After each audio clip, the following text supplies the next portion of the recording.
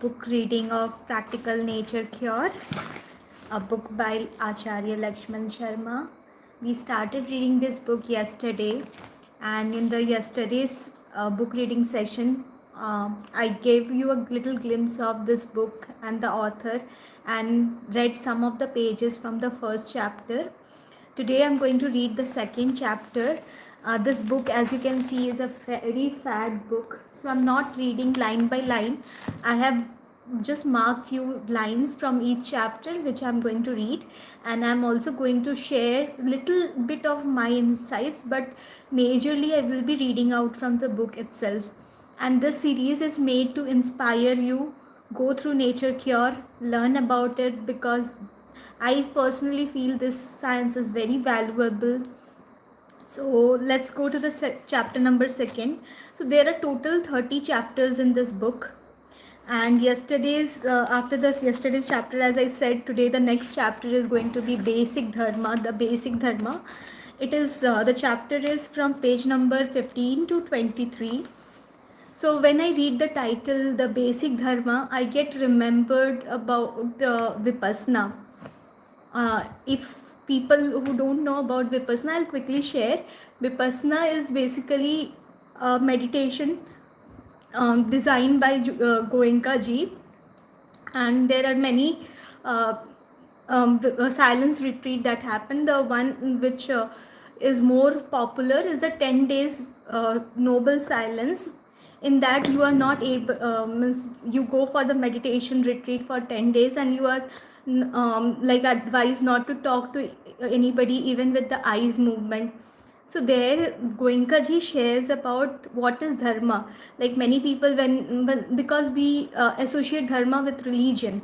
So is it like any particular religion we are talking about when we are saying this word dharma? No. Dharma is basically the truth, the laws of nature, something is which is real. That is dharma. So it has nothing to do with religion. Religions is basically picked up those laws of nature only and coded into their own form, but it is about the generic laws of nature we are talking about when dharma is associated. And as when I will read this chapter, you will get an insight why I'm saying this. So let me start. So the chapter starts with saying, the one matter on which the profoundest ignorance prevails is life itself. Yes, we are living this life, and the biggest asset we say is the life, the health, and we give the most ignorance to this life itself. And this is an intolerable condition for the world of man to live in. We can afford to be ignorant of most of the matter of which we do so much, but never of this one. So we feel that we can't ignore the other priorities in life. There are office meetings, there are so many things, there is so much priority to everything. But the most important thing, without which anything cannot happen, is life itself. There we ignore. So the author is saying this is the area where actually we should not ignore. Our power to do any lasting good to ourselves or other depends on what we are in body and mind, and thus in turn depends on how we live. And if we know not care to learn the elements of science of right living, how shall we able to live any purpose? We talk about purpose, we talk about transformation, we talk about caring about our family, we talk about so many things to do in this world. But if this health is gone, how can we do anything? How can we earn money? How can we take care of the family? How can we live our purpose? Nothing we can do. So we should actually focus our attention to learn about this and then practice this. Diseased person have to learn the right way of living. Unless they do so, there is no escape for them from the bind alley of chronic suffering and incapacity. Man become originally liable to disease only because he has ceased to live according to nature, and the way to real cure is the way back through transform of one's habit of living. But it is chiefly through the problem of disease and suffering that men become interested in the subject at all. So the author is saying that a person, like a person who is going through a disease, need to understand how to live the right way of life. Otherwise, his whole life, the person will be going through series of chronic suffering one by one. And the only way to fully cure himself is to go back to the nature law, because the person has moved away from the nature law, and the disease is the consequences of all those things. Okay, now the author is also saying, even assuming that only diseased person need to obey the laws of nature, it is not possible for anyone now living to escape the necessity of doing so, since even the healthiest men of the present race are not healthy. Health consists not exactly in being free from the patent bodily suffering, but chiefly in being free from the latent diseases.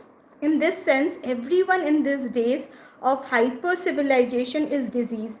He has in him the perpetual seed of disease foreign material. And this state of latent disease becomes more and more dangerous, and the longer he lives unnaturally. Hence, the need of reform is urgent for all, for every woman, man, and child of this present age. There is no time to be lost. So the author is saying, like, we should not assume that only diseased person need to learn all those things. Even the healthiest person who seems to be healthiest is not healthy, because disease is not something that is just visible in the form of a disease or any healing condition. It is much beyond it, and everybody is carrying the seeds of latent disease which inside us, and which is more dangerous. What man lose by dissolving the laws of right living is not simply what they call health, but also many things more precious, namely intellectual, moral, and spiritual power. Health of a body is only a single aspect of health, as it really exists of wholesome, in which holiness is included. Body, mind, and soul are the three aspects of the one reality, the Atman. Health of each depends on the health of all. Bodily condition react on the mind and on the soul also, except in the case of saint, whom the Lord Sri Ramakrishna has compared to the fully matured coconut, because they live detached from their body, as the kernel of the ripe coconut is from itself. So the author is saying that health is not just physical health, it is a combination of body, mind, and soul. And like any aspect, if there is an in health, that will be reflected in all these layers and not just one, because all these layers are interrelated. But the attention of men is directed to only one of the result of their disobedience, namely the loss of bodily health. So as I said, majorly we focus on bodily physical health, and they assume that they can afford to take the consequences because they think there are drugs capable of neutralizing them any number of times. Of course, this blind faith in drugs, this self-deception, as an able doctor calls it, is convenient, for it excuses our sinful ways if it does not justify them. So we think that bodily physical changes that is happening, physical things can be taken care of by the medicines, the drugs, and so we feel it is very easily. But this is a deception we are living in, because that is not true. It is not just the physical element, but much deeper. Relying on the doctor to save him from the consequences, the model child of civilization says to himself that it is not worthwhile to change his habit, to sacrifice his dear sins simply to ward off the disease and suffering. which may not come at all. He thinks that it is good philosophy to make the most of the life while it lasts, because at the longest it is short, that it will be wise to crowd into the few years that he lives as much enjoyment as possible. Why should he care to prevent the disease when there is an easy cure for it, if it comes at all with all the very little worry and small cost, and he can enjoy the life meanwhile? So most of the time this deception is going on, कि why should we worry when the physical ailment can be cured by taking the drugs, taking the medicine, and we can do any of the sins. Here by sins means disobeying the nature law. So we are supposed to obey the nature laws and live our life accordingly, and when we divert from it, the disease is happening. So we think we can continue this because that is easiest, and that's why the whole life we are living in the deception. What do you think? What is happening with you? Do share with us in the comment. But I am now concerned to show that men ought not to incur the penalty of disease at all, that it is a sin to be diseased. The author is saying it is a sinful thing to be diseased, and that they should prevent disease instead of seeking to cure it after it comes. We all should prevent it instead of looking for cure after the disease has come to us. Preventions get at the source of causation and save us from all the evils of disobedience, while cure by the drug treatment can only neutralize the consequences to the body, supposing that it is not a false cure even there. The consequences of unhygienic living are endless. The most tangible of this, namely bodily suffering, is alone sought to be relieved by drugs. The other evils, namely the progressive disability of the mind and moral faculties, are not touched. Rather, are they aggravated by the successful drug care. So when we are taking the medication, even though maybe the symptoms can be suppressed, but there are a lot of consequences which we generally don't see also. So those consequences are like mental retardation, disability, moral faculties are not touched, and so much other thing.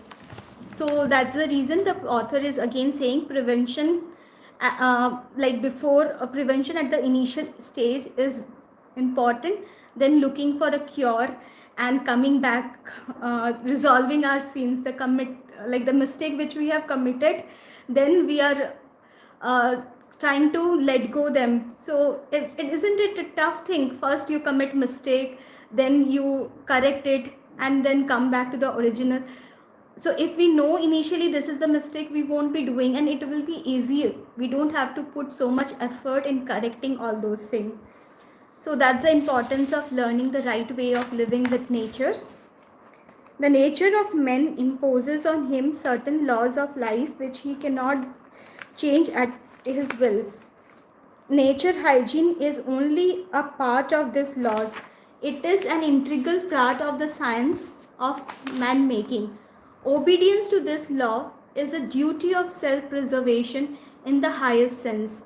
By obedience, a man stands to gain that, having gained which he has nothing else to gain. His true self, with all these things added, whatever constitute healthy family and social life.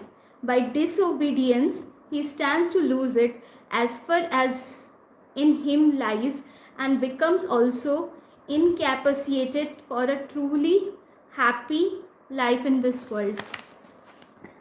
So one who is not following the laws of nature, he is not truly happy in this world.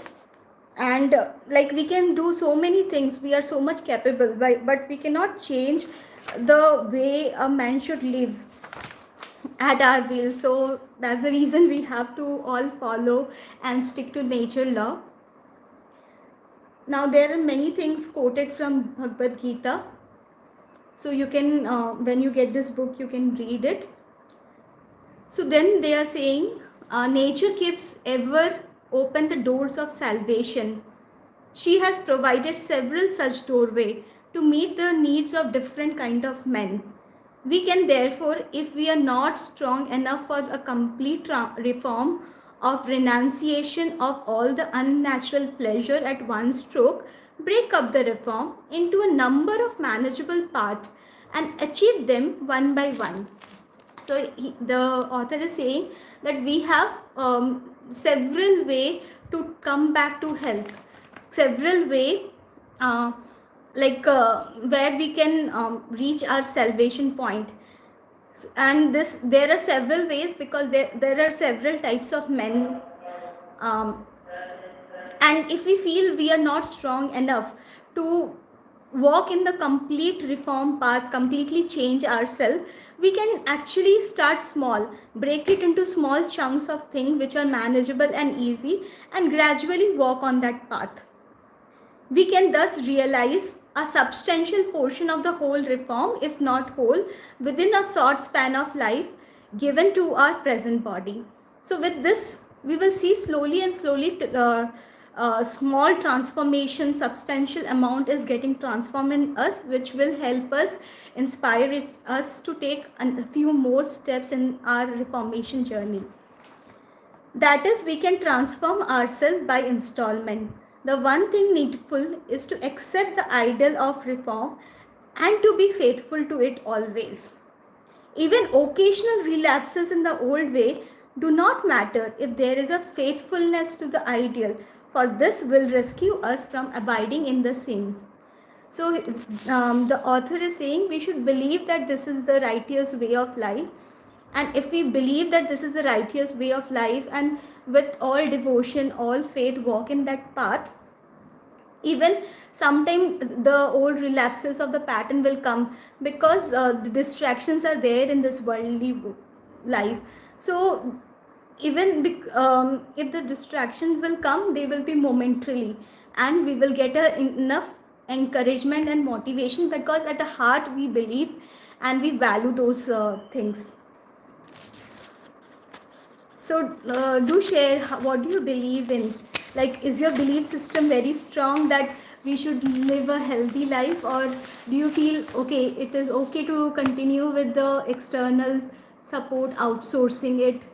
So I will be more interested to know your thoughts. Do share it. To understand the dharma of a man, we should first know what man is. We should know man, both in his true inner nature and as he seems to be. There is no need for us to investigate anew the truth about men's nature. We have inherited all the wisdom of the ages, the inspired words of our prophet, and have only to apply it rightly, avoiding the pitfall of half knowledge.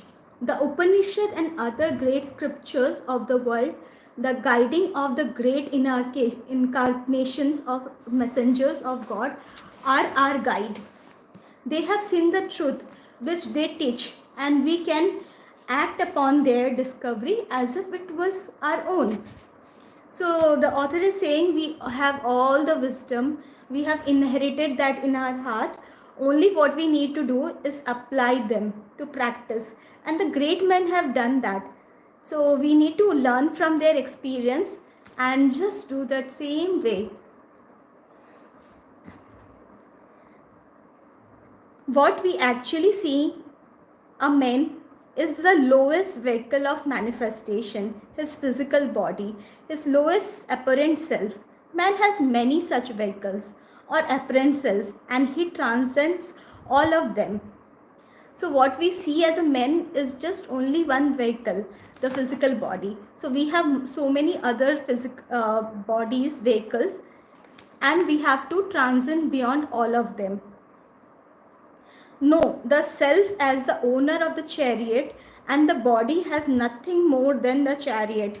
The intellect as the driver, the mind as the reins, the senses as the horses, and the object of sense enjoyment as their field of movement. Man is not the body, not the senses of sight, hearing, and so on, not the mind at the back of them. not even the intellect, which regulates or should regulate all this.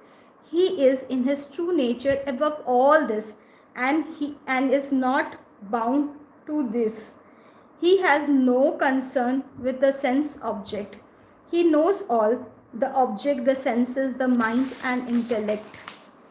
Thus, we see that man is the real nature, is untainted Anandam. So we are divine. In one line, if I have to say this, we are not the senses, we are not the intellect, we are not the mind, nothing. We are all the Anandam, the divine form. But what happens in reality, the author is writing that. But the average man is very different from this. He believes that he is a body, not that he has a body, and is therefore dependent upon food and other things for his welfare and happiness. He thinks that he was born and will die. All his interests are those of the body. So this is the delusion we are all living in. And with this sharing, this reading, this is a reminder to everyone, including me, just to remind ourselves that we are divine, we are immortal. So maybe this body will pass away, but we will always be there. So we just should not be dependent upon our welfare or happiness, thinking it is in the pleasures of the life and food is the pleasure. So there are much beyond it, and we should aim at doing that. So the last page, I'll read some portion from the last page. It is again talking about what man is and what man is not. In truth, man is neither a beast nor asura nor deva, or midway between both. He is evolving out of all these vehicles and slowly emerging into his true nature, where he would be unaffected by all the necessities and limitation of all this body. He cannot remain long stationary at one point of this line of ovulation, because none of the state that he passes through is in his real nature. Even which he is evolving, it is in his real nature that he abides, not in his vehicles. He must get re-established in that nature, must get reunited to it, as we may say. The process of attending this reunion is called the yoga. Whom we are getting reunion to our authentic true self, the divine self. And this is what the life is meant for. We are already connected with the divine self. We just need to be connected with our divine self. And the practice of this is yogic life. And that is the way of life we should all live in. Thus we see that the man's whole dharma is yoga, a progressive reattainment of this real nature, divinity, by transcending his lower sense life. So it is also talking about expanding her sense consciousness, move beyond our lower sense of consciousness and evolve in the higher conscious plane. It is this that gives a meaning and purpose to every human act and to every branch of human knowledge. Without it, life would be not worth living.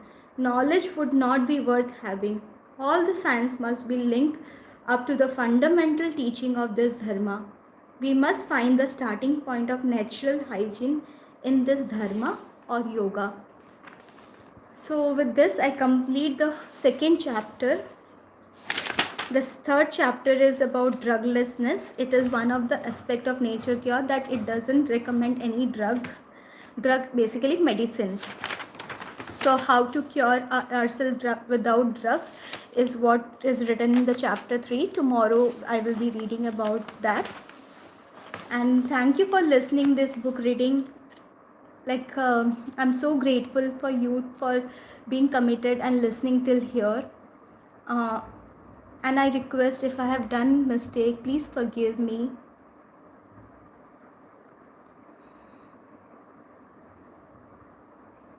Thank you, thank you, thank you. God bless everyone. May we all live a natural dharmic life. Stay blessed. See you tomorrow. And if you feel this was valuable, do share in your network. Thank you. God bless all of you.